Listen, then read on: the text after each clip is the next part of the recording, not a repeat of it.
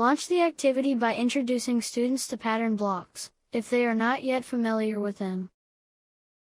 Provide partners with access to a sample of the pieces, and invite them to make observations about what they see. Encourage students to use the language they developed in the previous activity, to describe and compare the shapes.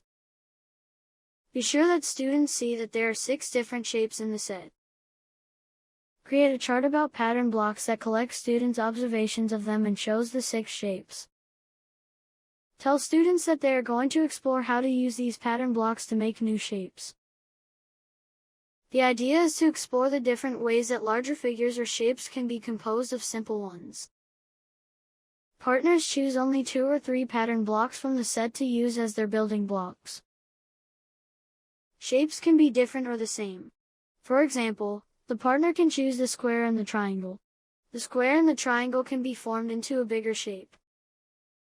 As you observe students, engage them in conversation about their shapes by asking, describe how your simple shapes made a bigger shape. If students appear to try all the possibilities, you might press them by asking, are there any other ways you could use these building blocks to make new shapes? If they believe they cannot, ask, how do you know that you cannot make any more shapes? When students are truly ready to move on, you can invite them to choose 2 or 3 new shapes and start again. That's the end of our activity for today. For lesson extension, show students the triangle turtle image, and ask, what do you notice?